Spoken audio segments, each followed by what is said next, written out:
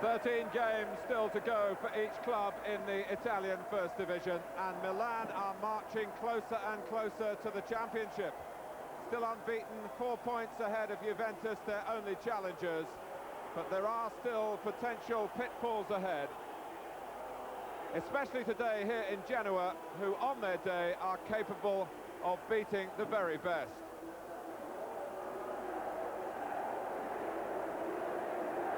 Genoa's league form has faltered. They've been seen in their best light in the UEFA Cup, through to next month's quarter-finals against Liverpool, and they're under the scrutiny of Graham Souness this afternoon. So much of their inspiration comes from the attacking partnership of Uruguay's Carlos Aguilera and Thomas Skuravi of Czechoslovakia.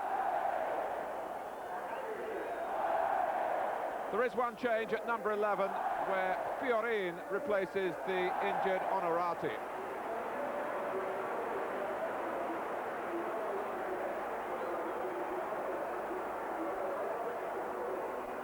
Five Milan players represented Italy in midweek in a 4-0 canter over San Marino.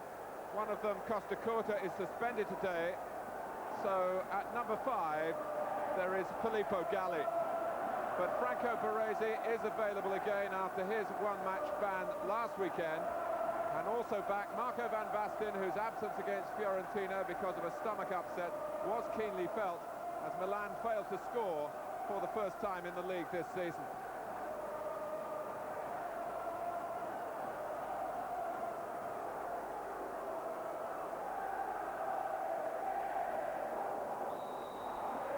You look at games Milan could lose between now and the end of this season. Well, this is one of them, though Genoa aren't perhaps the force in the First Division they were last season, when they finished 4th place and really did provide a succession of brilliant performances.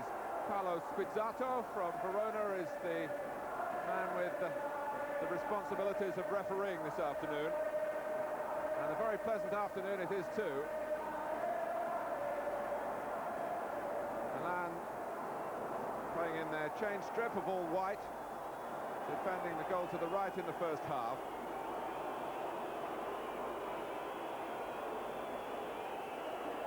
And here is Franco Baresi, whose suspension was for acquiring a number of yellow cards. Cassotti.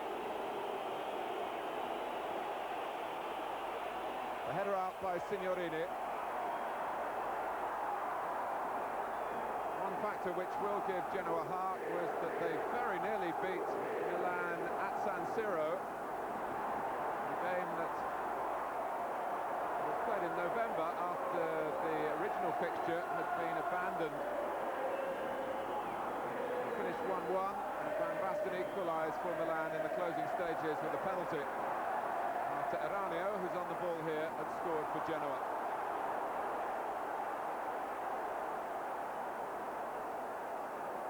Collovati, the most familiar name amongst the Genoa substitutes, a member of Italy's World Cup winning side of 1982. Here's Galli. Steered away by Frank Rijkaard. Massaro, allowed to turn, allowed to shoot. And Genoa won't want to allow that to happen too often, because it was a meaningful effort from Massaro. It had Bralia, this tall, rather slender figure in the Genoa goal, pushing away to his right. Eranio is the number 4. Cut out by Baresi.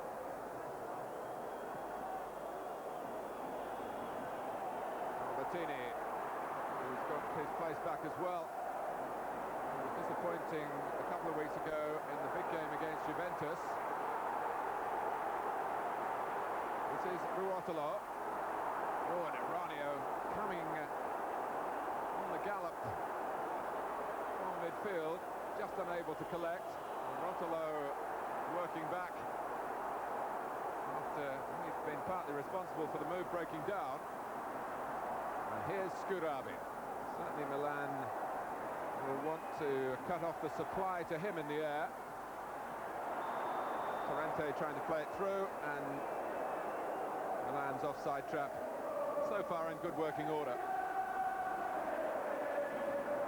Van Basten. Oh, and he slipped Signorini imperiously then, taken on by Rijkaard. Here's Hullet, who scored a couple of goals here earlier this season in a win against Sampdoria. A shot from Massaro didn't carry the sting of his earlier effort.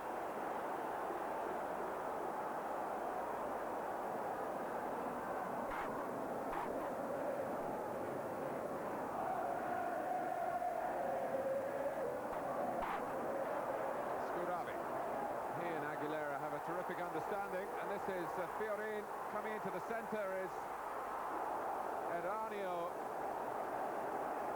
and Scuravi is very angry with Valeriano Fiorin, who saw the chance in the end, and it wasn't a particularly good chance at that angle. With some personal glory, he tried to batter it past Rossi unsuccessfully when there were others much better placed if the ball had been cut back.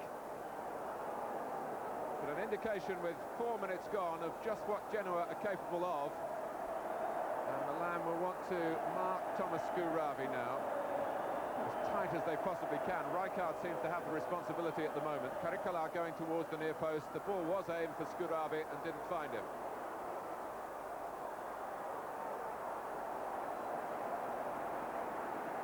But it was a promising break for Genoa, catching Milan square and getting Fiorin in on Tassotti's side of the field. It's the Brazilian Branco with the throw. Aguilera. The big games seem to bring the best out of Genoa. Their European performances have been of a very high order, beating the Spanish club Real Oviedo, and two giants of the Romanian game, Dynamo Bucharest and Steaua Bucharest. Down goes Torrente. And of course, whenever Genoa have a free kick, the Brazilian Branco is a major menace to the opposition. It won't worry him that it's on the side of the pitch more suited to a right footer, and there's still Aguilera and Bortolazzi if required. But it's Branco, the wall partially doing its job. This is Scuravi. Torrente's cross, and at the moment, as Caricola came in, Milan not looking like unbeaten league leaders. It was a chance, not an easy one. Caricola was onside, he put it over.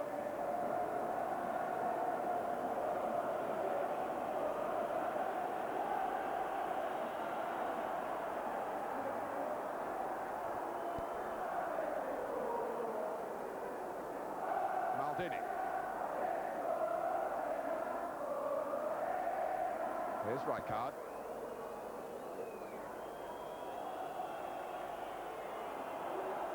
Van Basten, and Torrente just got to it. You're beginning to see now why Genoa was so angry with Fiorin for not making more of that great opportunity early in the game, because Milan have got tighter over the last 15 minutes or so. That could look like a costly error of judgment when he went for a shot from a tight angle by the near post. Better percentage was to look for a teammate in the middle. And here's Aguilera trying to open Milan up. Eranio coming in from midfield and not really detected that time by Milan. But a terrific throw by Rossi, in keeping with the high-octane feel of this game. And that's Hullet. Oh, and it nearly bowled away from Braglia. Massaro chasing in. Might have been given the present then.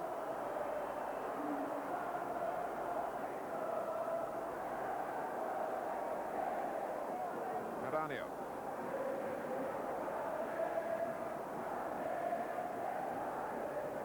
Lazio not wanting to give the ball back to the goalkeeper. Using instead Pericola. Fiorin. Milan have this strong shape. Their teamwork really is exemplary. And they can embroider it with individual ability. But Van Basten able to turn and give Genoa a major problem then. Maybe Massaro will here. Well, he's entitled to try the shot. Bralia came out well to get his angles right.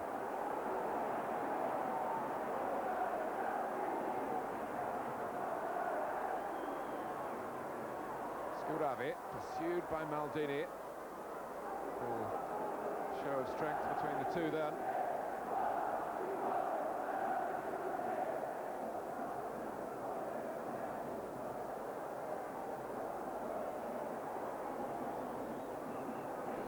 To make way for the return of the number 4 for Milan, Albertini, who's just trying to win the ball on the far side then. Milan have left out Donadoni. Agnoli doesn't quite have the luxury amongst his playing staff to deal with internationals that way.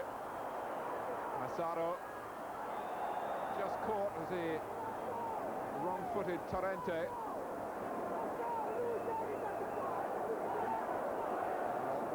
In the opening 15 minutes it was Capello who was anxious, but now Genoa are beginning to feel the force of the league leaders. There might be a moment of peril coming up here. With 12 minutes to go to half-time, it's Evani to drive it in low. Oh, and Rijkaard, the ball came back to him. I can't believe that was pre-planned. Rijkaard certainly let the ball run deliberately. And then suddenly, as he spun round, found it at his feet, and he was facing the goal. In a position of real promise. The outcome is a corner. Again, Evani is the supplier.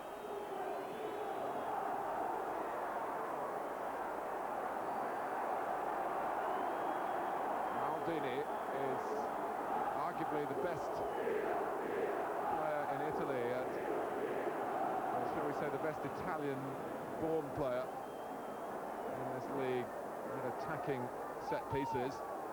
I hesitate because we've got Scuravi in the opposing ranks. His head work is of the highest class, as you've just seen. Eranio. It's possessed neatly enough, Evani thought, but that's not the referee's interpretation. Eranio has played 7 times for Italy. Not in the current side. So here's Aguilera. He's not missed a game this season in the league. He's been excellent value for Genoa. And it came for Fiorin beyond the far post, as Scuravi on that occasion was something of a decoy. Ivani brings it out though. Nippy play from Van Basten. And 2 to aim for on the right-hand side. He chose Tassotti. Rijkaard. So just under 10 minutes remaining in the first half. Ruotolo. Aguilera. Baresi backs off, and Galli as well. Aguilera goes on. Scuravi, and well, you could see what was in their minds. But the return pass, well, maybe Scuravi said the first ball wasn't too easy to deal with, and angle it back in behind Milan for Aguilera to collect. Here's Evani. Rijkaard. Massaro darting off to the right. Evani on the ball. Van Basten in the centre. Massaro coming in. Albertini. Met by Eranio.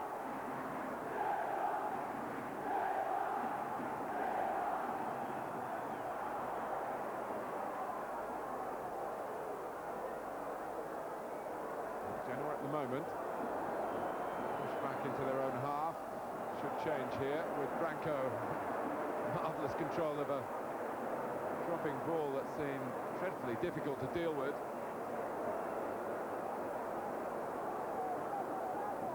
Well, for whatever reason you're watching this match, Milan really set such an example for the professionals, for the pundits, for the followers and lovers of the game. And here's Marco van Basten, prepared to battle for possession and following in on a shot from Rijkaard, which I don't think pleased him too much.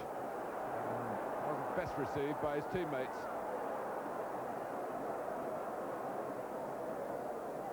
But as we say so often in observing Milan in action, they're all very gifted individuals, but they do observe the necessity for working hard to allow themselves in the end to show off their skills. It's a combination of technique and tactics and a sheer will to win. And the record: played 21, won 14, drawn 7. No team, let me remind you, has ever won the Italian league or gone through a season totally unbeaten.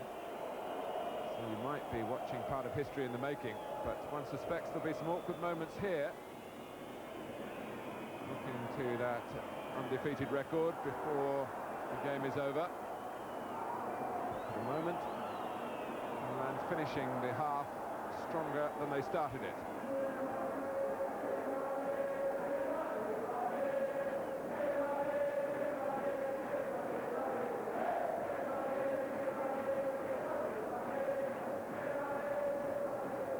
Plus stoppage time at the end of the first half. Oh, and there's a problem here for Tassotti, who brought down Branco.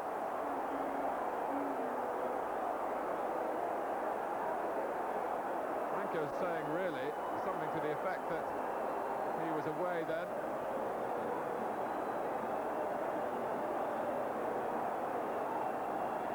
The referee taking a somewhat lenient view of that episode. Genoa won't mind too much if they can convert Branco's free kick, but he hasn't quite got it right, like a number of players who have the responsibility of setting up chances. There are certainly the forwards on the field to produce goals, but as though we're going to reach half-time at 0-0. Rijkaard, harassed into a mistake. Here's Ruotolo.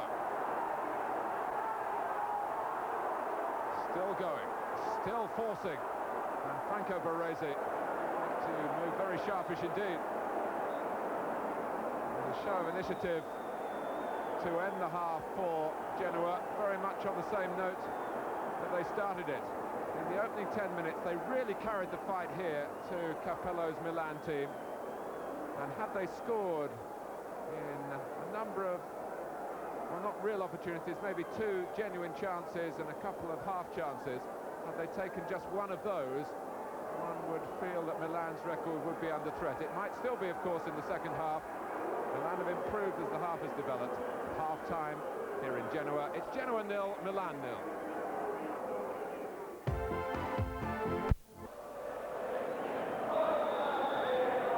Genoa start the second half. This match, always a date in their calendar with a big red ring around it. They have tried to keep a low profile here for much of the week, keeping the prying eyes of the media away, telling the players not to talk to the press, which is a big thing in Italy. Just a reminder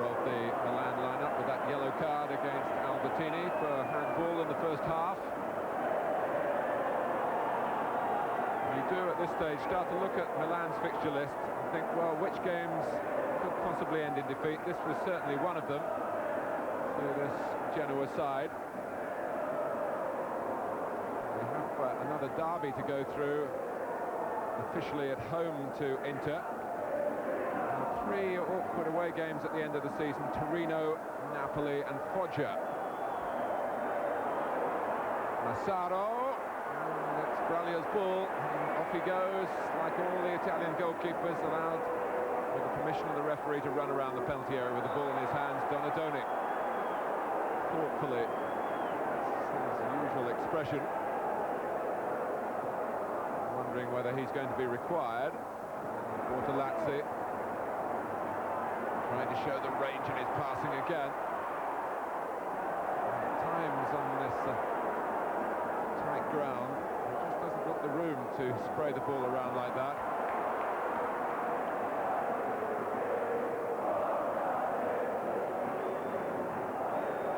Ivani. Here's Filippo Galli. Milan do have cover for most positions when injuries and suspensions occur. Quarter, let me remind you, is suspended today. Galli's in.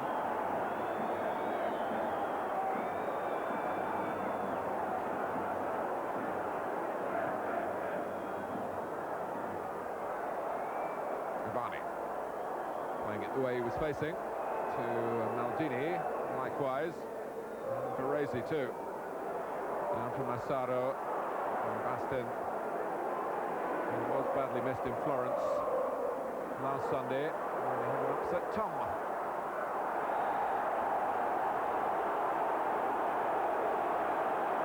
Upset at the moment. The Genoa crowd who felt that the tackle by Maldini on Ebranio was erroneous. Whether he felt it was the best thing to do politically to stay down, I'm not sure. That's not the reason. He's genuinely hurt and giving away the free kick.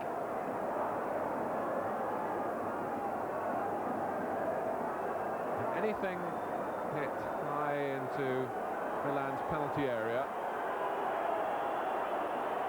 there's always a chance that Scouravi might soar to either head it goalwards or guide it down to his teammates who have learned how to read the flicks and touches.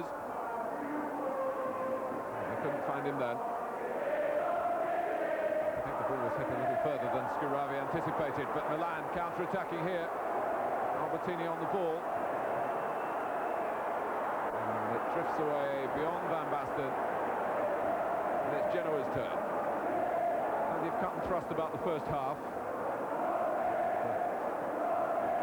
In midfield rather disappeared when either side got to the other's penalty area, but this is Aguilera, forced out of Milan's area. Ruotolo, good try, recognising he had little time. He certainly was aware of where the goal was. Aguilera put it into his path.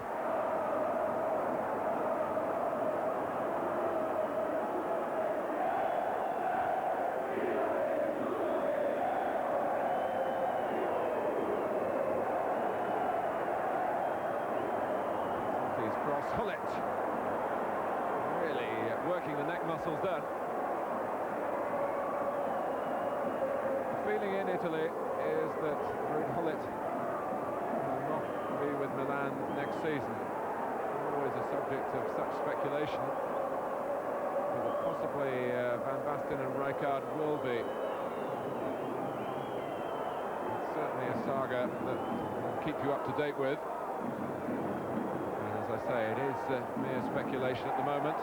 Hard facts very hard to get hold of.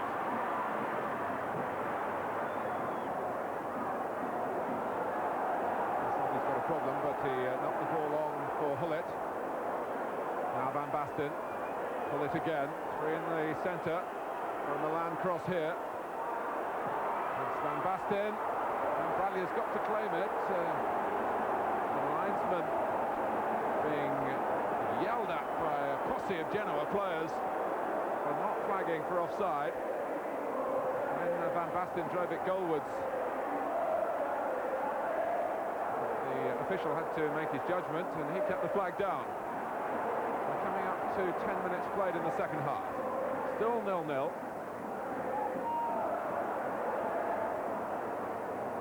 Caricola. It's gone behind Scaravi. Aguilera coming in, and was he held off then by Baresi? It looked to me as though the ball wasn't within Baresi's playing distance, and really it's not a penalty that Genoa should have expected, but an indirect free kick for obstruction. Baresi did seem to miscalculate, had to react, and that looked like obstruction to me, but not to the referee.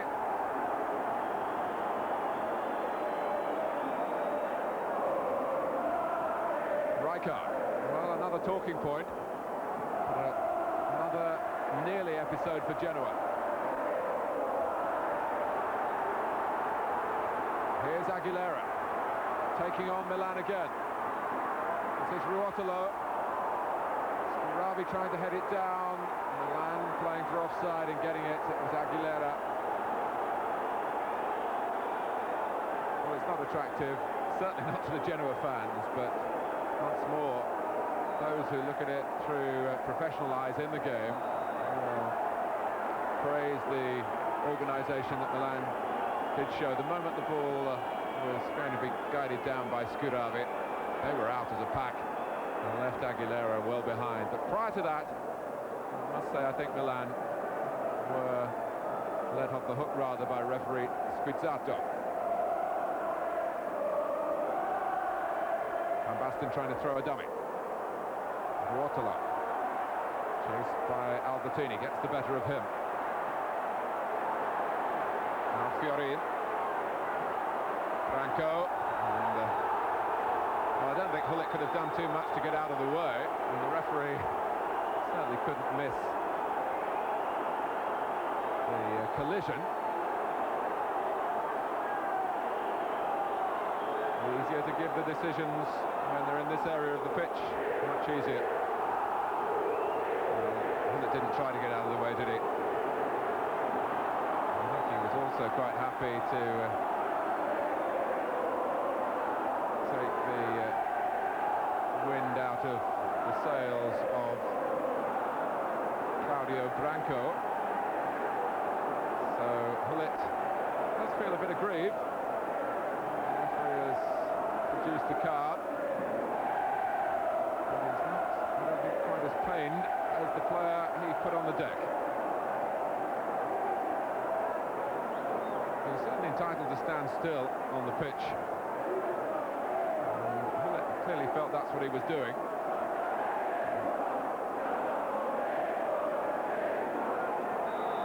And Branco trying to get his breath back. Scaravi. Well, Rossi started to come, thought better of it. Galli ducking down, and Scaravi ducking into him. Free kick to Milan. On with the game. It's been a feature of the match. There hasn't been too much time wasted, but Branco trying to get away here.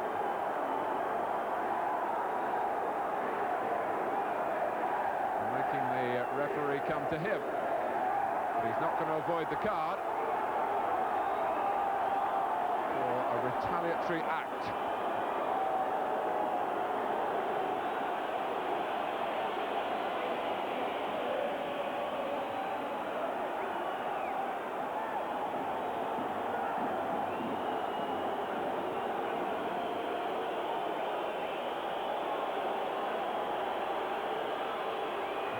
From Maldini too close to the goalkeeper. What Milan have got to be careful of is that Juventus might just chip away. And if they were to win at Bari and it was a draw here, that would be 3 points, the margin. That's a gap that is bridgeable. Avani, and you can see Milan want to win.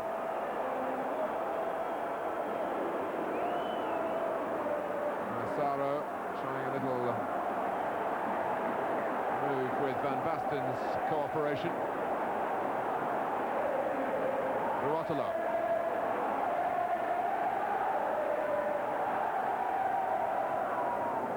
So we've had an hour now.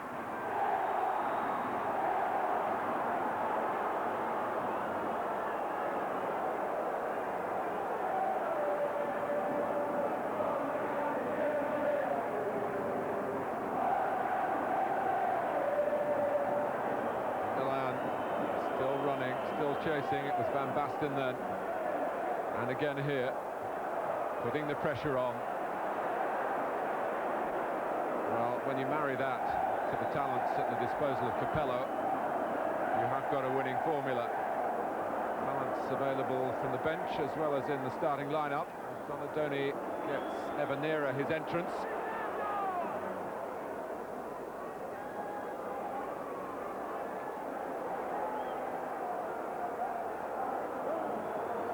Maldini.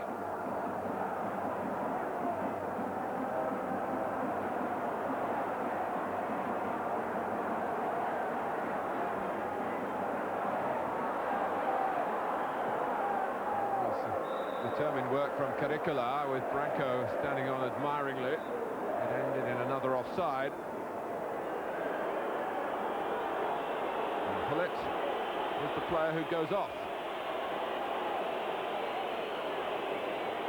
So the second half has turned sour for Ruud Hullet. A yellow card and now being substituted.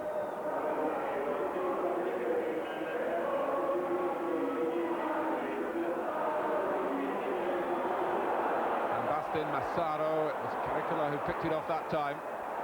Scuravi turned away from one, turned straight into Galli. Rijkaard. Slightly overhit by Donadoni. Lazio then gives it away. Probably the scrappiest stage of the match at the moment. Both sides recognising the benefit of winning, but also the fear of defeat creeping in a little to the thinking. Donadoni. Signorini saw it coming. Oh, and a terrific save from Van Basten by Braglia. Well, Van Basten had pulled out then, but he was still a major menace to Genoa. And from some 20 metres, that was bound for the bottom corner until Braglia came up with the save of the game so far. Signorini's header.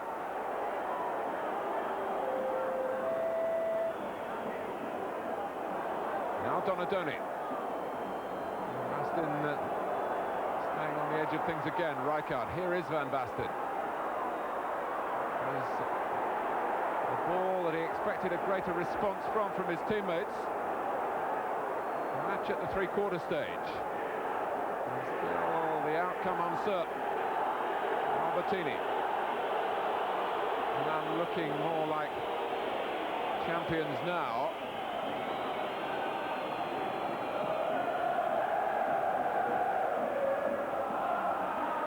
Basten. But Fiorentina was just trying to get back goal side and found the ball being knocked to him.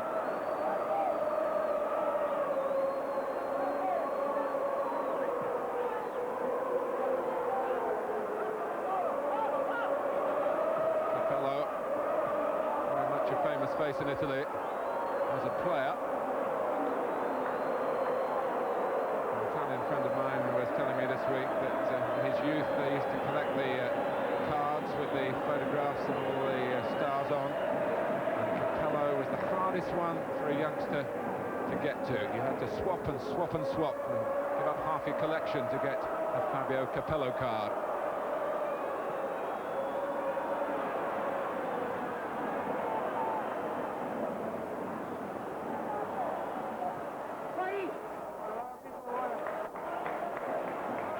Aguilera, still with that hungry look about him.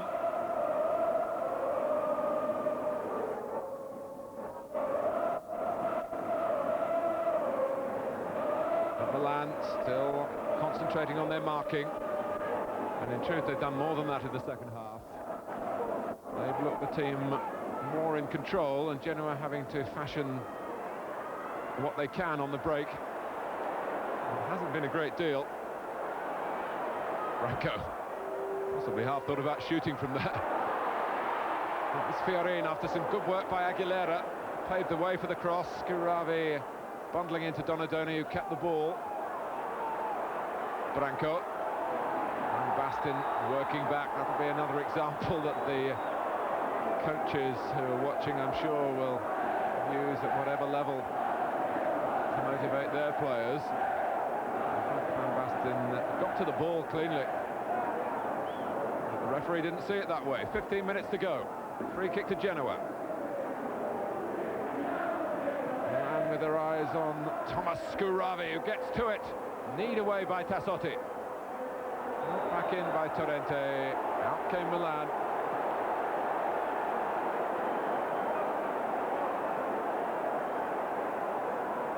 It is a predictable route for Genoa, but although Milan know the aim is for Scuravi, dealing with it is another matter altogether. What they have done for the most part is cut off the supply.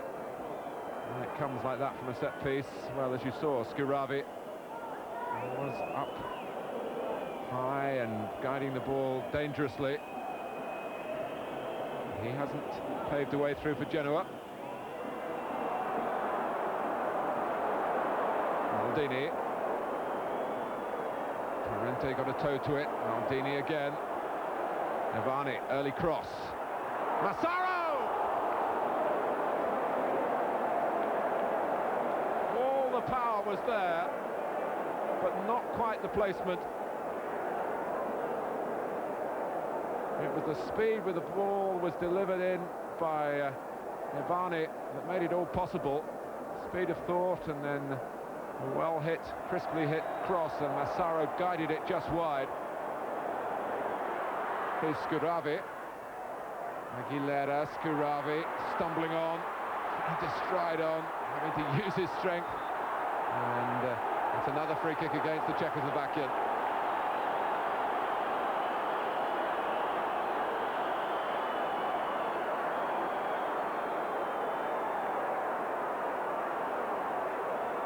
Well, you haven't seen him in his best light in this game, but he's undoubtedly proved to be a very effective forward in the Italian First Division.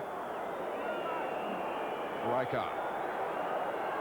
Here's Ivani. Maybe one last cross, not a particularly good one. That was looking rather weary from Ivani. Tassotti. Miskicked. The Genoa fans regarded that as something of a triumph. Oh, and he's now kicked out at Branco. So as we move towards stoppage time, a free kick to Genoa. Branco really feeling that there's been a crusade against him from Milan.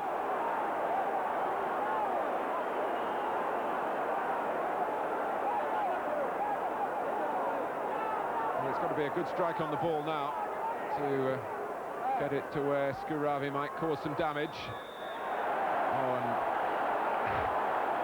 well, he's kept himself under control, which is to his credit, because yet again he was penalised. Milan took the free kick from an improper place. But nothing came of that.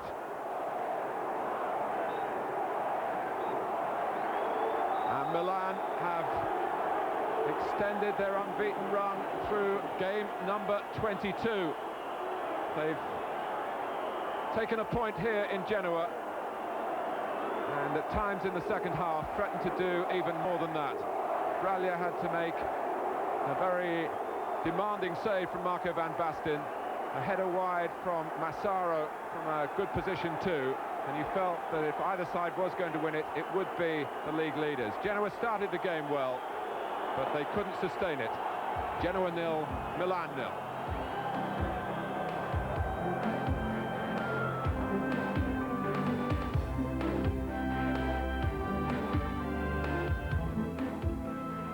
Juventus hadn't won away since late November, and that didn't change at Bari, who were very unlucky not to open the scoring here from Boban's bending free kick. And again when Antonio Soda looked in a good position to give Bari the lead. Pierluigi Casiraghi for Juventus. He'd scored for Italy against San Marino 4 days earlier, and he held most promise for Juventus. Casiraghi again to the fore here in a match where one goal looked to guarantee victory. But it didn't materialise, and Juventus unable to make up any ground on Milan. Napoli had lost 2 in a row for the first time this season. Verona in danger of sinking back into the bottom 4. Robert Fritz nearly catching out the Napoli goalkeeper Galli. Then Michele Serena came close to putting Verona into a winning position. Napoli felt they were playing against an extra man at this stage, but referee Nicchi was soon signalling a goal. A very sharp reaction by Silenzi when Gregori couldn't cope with Krippa's shot. After that, Dragan Stojkovic did his best to put some devil into Verona. This incident in the last minute, Stojkovic again, but Napoli back to winning ways. Verona have now lost 5 of their last 7. On the other hand, Torino are very much on the up recently, but they took their time gaining the upper hand over Cagliari. Yelpo partly responsible for that, responding well to Casagrande's close-range header. We've seen the power in Pollicano's left foot before. It's still there, but so too was Yelpo. Only once did Torino get the better of him. Enzo Scippo, the architect of the goal, but came after an hour, and it was Pollicano who popped up at the near post. Any Torino tension relieved by that, and Scippo now in supreme form. The Belgian international as inspired as he was in the last World Cup. Far too slippery here for any Cagliari cover. Lentini waiting at the far post with time to line up his shot. Yelpo was in the way again. Torino's ratio of goals to chances is poor. Bresciani is having a bad time at the moment in particular. At no great cost, though, Torino have now won 5 of their last 6.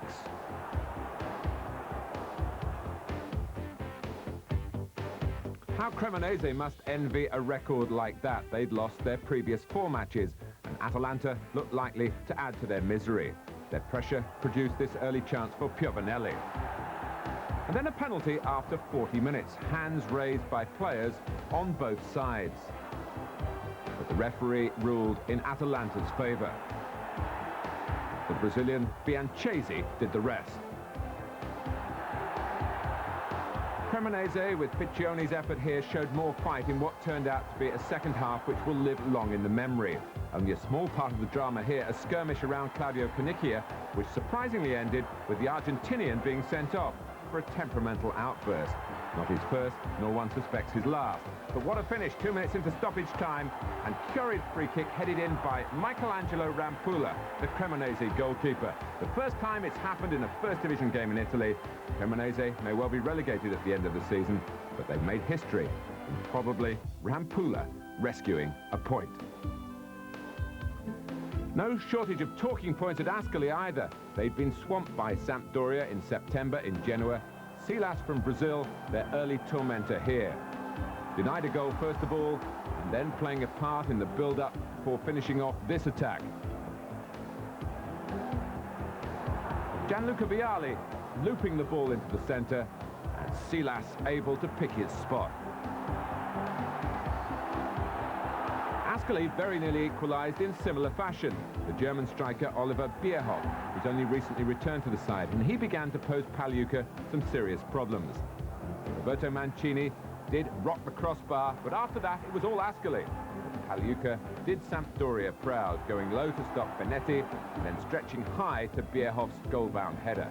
Pagliuca showing the form which has brought him back into the international reckoning for Italy. He played the second half against San Marino in midweek.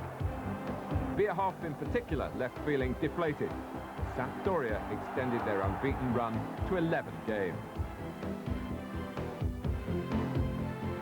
Parma are also becoming very productive, and against Foggia they got great value from Massimo Agostini. His header here, the start of a regal return after 10 games on the bench.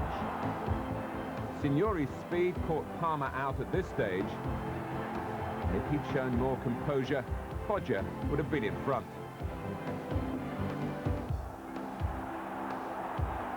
But after 29 minutes, a corner by Ozio and Agostini collected a straightforward goal. Not a happy sight for the Foggia defence, but a great moment for the scorer. Codispotti might have equalised here, failing to lob the ball over Taffarel. And then from Broly's touch, it was Agostini again, a really confident finish to end any doubts about the outcome. To make matters worse for Foggia, their goalkeeper Mancini was sent off for the second time this year.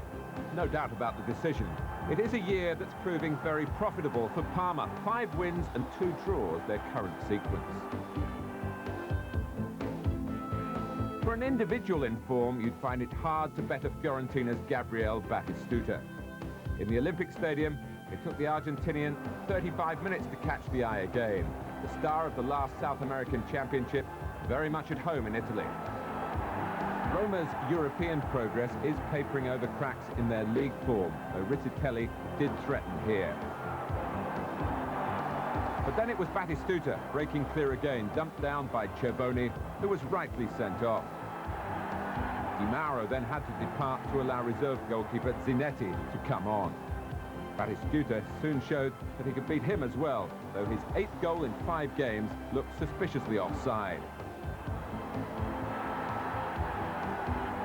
Fiorentina should have finished the job there and then. Malushi with a frightful miss. Roma suddenly raised some hopes. Aldair's cross, Rudi Voller timing his run and his header. 11 minutes to go. Roma's 10 men revive, and Giannini causing Fiorentina serious concern. But there was still Batistuta and some sympathetic officials who ruled here that Branca hadn't put the ball over the line. Clearly, the replay shows that he did. But Fiorentina's frowns were wiped out straight away. Batistuta against the post, Dunga ending the doubts. After that, Batistuta rightly took his bow.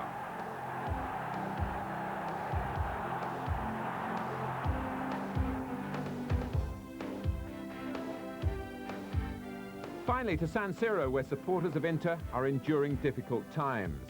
With something to smile about against Lazio, Lothar Matthäus was looking in good form. Inter trying to turn the chances into goals. It's been a problem for them, Massimo Ciocci missing out. They got a helping hand, though, literally, from Lazio defender Roberto Solda, who conceded the penalty, which was put away with customary power by Matthäus himself. 1-0 after 25 minutes. Lazio then lifted their game, Ruben Sosa really stretching Walter Zenga. Zenga was the difference again in the second half. Gabriele Pin looking to make absolutely sure and squandering the chance. No dallying from Pin this time. Zenga with another superb save. Next it was Gregucci, who couldn't overcome the barrier of a great goalkeeper on top of his game. Alessandro Bianchi played for Italy in midweek for the first time, and almost capped a special time for him with a second goal. Jürgen Klinsmann was hurt in setting up this opening for substitute Fausto Pizzi. It was a most welcome win for Inter and for Luis Suarez, but it was marred by Klinsmann leaving the game on a stretcher.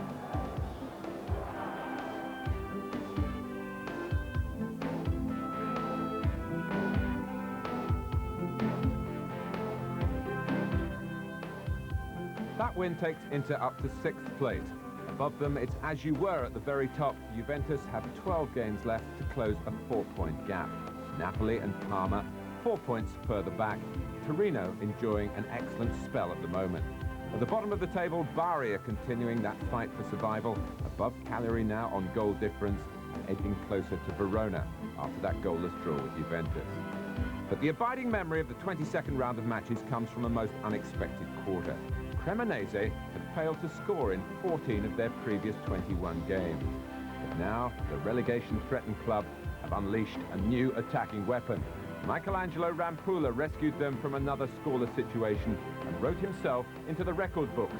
No goalkeeper in the Italian First Division had ever scored before. Cremonese are still second from bottom, but their number one was certainly number one today.